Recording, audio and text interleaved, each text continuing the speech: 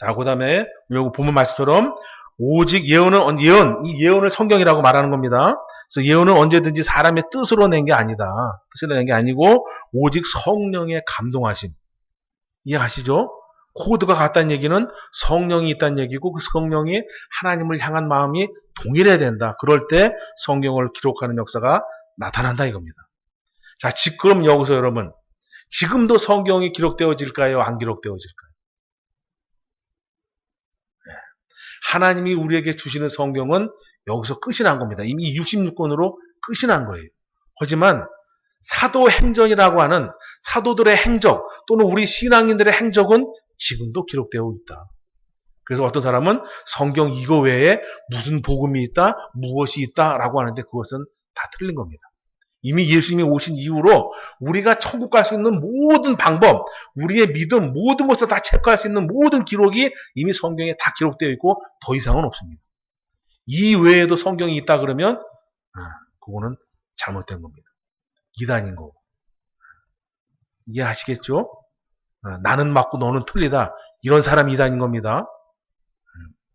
그래서 성경은 성령의 감동하심을 입은 사람들이 하나님께 받아서 말했다. 자, 그 다음에 이제 구약 성경을 한번 넘어가서 한 번 더 보시겠습니다. 이사야서 34장 16절입니다. 너희는 여호와의 책을 자세히 읽어보라. 이것들이 하나도 빠진 것이 없고 하나도 그 짝이 없는 것이 없으리니 이는 여호와의 입이 이를 명하셨고 그의 신이 이것들을 모으셨음이니라 합니다. 성경은 모든 것이 연결고리로 되어 있다. 구약이 되었던 신약이 되었던 계시록이 되었던 창세기가 되었던 어떠한 사건을 통해서 어떠한 그 매개체를 통해서 다 연결되어 있다는 그 키워드, 그 매개체가 뭐냐? 예수다 이게 예수. 예수라고 하는 이 분을 통해서 성경은 다 하나로 되어진다. 그래서 사실상 성경은 66권이라고 하는 표현보다 한 권이라고 하는 표현이 맞다. 한 권. 성경은 한 권이에요. 그 한 권이 누구냐? 예수다 이게 예수. 그래서 예수를 모르면 66권으로 보이는 거고 예수를 알면 알수록 성경은 한 권으로 보이게 되는 겁니다. 성경이 어떻게 감동으로 기록됐는지 그 증거되는 말씀을 한번 찾아보고 또 다른 진도를 나가겠습니다. 구약성경 창세기 5장 24절을 한번 보시겠습니다. 자, 에녹이라고 하는 사람이 등장합니다. 이 에녹이라고 하는 사람을 통해서 성경은 정말 성령의 감동하심을 입은 사람들이, 즉 하나님이 감동을 주신 사람들이 받아서 기록했구나라는 것을 좀 설명을 드려보도록 하겠습니다. 자, 에녹, 성경에 이 부분만 에녹을 기록하고 있습니다. 구약에는 이 부분에만 에녹을 기록하고 있어요. 자, 그러면 모세라고 하는 분이, 에녹은 65세에 무두셀라를 낳았고 365세를 살았고 하나님과 동행했고 하나님이 데려가서 세상에 있지 않았다. 이 기록이 전체인 거예요. 그럼 이 이상을 알 수 있으려면 어떻게 해야 돼요? 또는 알 수 있을까요? 이 이상? 예를 들면 무슨 반찬을 좋아했고 부인은 몇 명이었고 어디가 잘생겼고 이런 거 가진 거, 이게 세세한 거라든지 여러 가지 사건을 이 이상 기록할 수 있을까요? 일단 기본적으로 모세도 에녹을 보지 못했어요. 모세도 하나님이 기록하라 그래서 가지고 기록한 것뿐이지 실질적으로 모세도 에녹을 못 봤다. 그래서 모세도 하나님이 알려주시는 대로 이렇게만 기록해 놓은 거예요. 자, 그래서 이제 여기서부터 4,000년이 훌쩍 넘어가 가지고 신약 성경을 한번 보시겠습니다. 신약 유다서 1장 14, 15절 두 구절만. 사람을 심판하사 모든 경건치 않은 자의 경건치 않게 행한 모든 경건치 않은 일과 또 경건치 않은 죄인이 죽게 거스려 한 모든 강팍한 말을 인하여 저희를 정죄하려 하심이니라 하였느니라. 모세라고 하는 사람이 있어요. 모세가 지금 에녹이라고 하는 분을 이제 기록을 했다, 이게 에녹을. 그리고 후대에 가서 유다라고 하는 사람이 또 역시 마찬가지로 에녹이라고 하는 사람을 기록했다. 이 모세와 이 유다는 수천 년의 차이가 있다. 수천 년의 갭이 있는 거예요. 그리고 모세는 이 에녹에 대해서 뭐라 했냐면 무두셀라를 낳았다. 365세를 살았다. 하나님과 동행했다. 하나님 데려갔다. 요거까지만 기록을 했어요. 그러면 그 후대에는 그 이상을 알 수가 없는 거예요. 구약시대에 창세기 때 에녹이라고 하는 사람이 있었는데 그 사람이 예언을 하더라. 예언을 하는데 뭐라 그러냐? 주께서, 예수님께서 수많은 거룩한 자와 함께 임하셨다. 또는 임하실 거다 하는 거예요. 그래서 임하시는데 왜 임하셨느냐? 이는 경건치 않은 사람들을 심판하시기 위해서 오실 것이다. 이러한 증거, 이러한 메시지를 에녹이 증거했다 이거예요. 그것을 근데 유다가 어떻게 하느냐 이거. 유다가 어떻게 알아? 그거 알 수 있는 방법은 감동. 이거밖에 없다. 이 감동. 이것도 누구냐? 하나님이 주시는, 성령 하나님이 주시는 감동.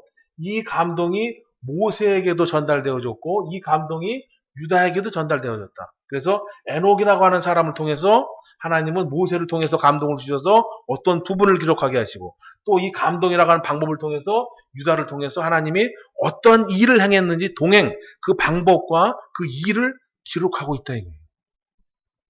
그래서 성경은 역사적 사건이 아니고 시간적 사건이 아니고 어떤 기록물에 의한 것이 아니라 영적인 사건이고 오직 예수를 통해서만 알 수 있고 깨달을 수 있는 그러한 하나님의 말씀이다 이게 말씀.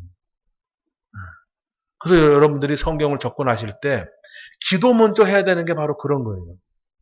머리로 이해하려고 하는 것이 아니라 신앙으로, 믿음으로, 마음으로, 감동으로 이해를 하시려고 기도하셔야 된다. 그래서 성경을 보실 때는 회개라고 하는 기도 먼저 하시고 또 하나님께 마음을 먼저 열어서 기도하시고 그 다음에 성경을 보실 때 깨달음이 달라지는 거다. 여러분, 이단들도 이 성경 하나 가지고만 있습니다. 이단들도 이 성경 하나 가지고 있어요. 물론 이제 그 몰몬경이라든지 여호와진이라든지 다른 게 있지만 그들도 마찬가지로 이 모티브가 성경, 우리가 보는 성경이다 이거예요. 똑같은 성경을 보고 있는데 여기서 무궁무진하게 사람들이 뭘 깨달았다 그러면서 막 자기 것을 막 어필해요. 그리고 사람들이 거기에 현혹돼서 막 빠져가지고 막 와와와 거리고 그리고 그걸 깨달았다고 하는 사람을 교주님으로 모신다. 교주님으로. 자기 하나님으로 모시고 살아요. 그래서 성경은 정말로 사람의 생각으로 보면 사람의 생각으로 열리고 기도하고 보면 기도함을 통해서 열리고 다른 생각을 품고 보면 다른 생각을 품고 내가 보고자 하는 대로 성경이 열려요. 그것은 지식적인 것이 아니라 영적인 것이기 때문에 그렇다 이거 영적인 것인데. 이해하시겠죠? 그러나 저와 여러분은 그들과 같은 방법을 쓸지라도 하나님의 마음을 얻는 하나님의 마음과 나의 마음이 소통하고 하나가 되는 그 방법을 통해서 기도 제목을 삼고 성경을 보셔야 된다. 할렐루야. 그래서 성경의 기록 목적은 역사 중심이 아니고 오직 예수 중심이고 그 예수 중심은 감동이라고 하는 걸 통해서 나에게 하나님의 뜻을 전달하기 위함이다 이거예요. 그래서 그 방법이 에녹이라고 하는 사람을 통해서도 잘 나타나 있다. 그래서 성경을 읽으면 읽을수록 우리가 무엇이 들어야 되느냐? 이것이 들어야 된다. 성경을 많이 읽을수록 저와 여러분은 이것이 들어야 돼. 이거. 철이 들어야 된다. 철이. 신앙의 철이 드셔야 된다. 그래서 저와 여러분이 성경을 많이 읽을 때마다 하나님의 마음을 알게 되면 철이 든다. 그래서 신앙의 철이 들어서 하나님을 기쁘시게 하기 바랍니다. 예. 자, 그리고 마지막 또 한 구절. 그럼 성경에 한 구절만 더 찾아보고 구약 성경 신명기 8장 275페이지인데 3절도 보고 16절도 보겠습니다. 자, 먼저 3절 시작. 아멘. 그래서 세상에는 먹을 것이 두 개가 있다.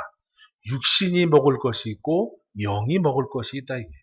육신은 이따 예배 끝나고 드시면 되고 영에 먹을 것은 지금 드셔야 되고 상시로 수시로 여러분이 성경을 가까이 하시면서 드셔야 된다.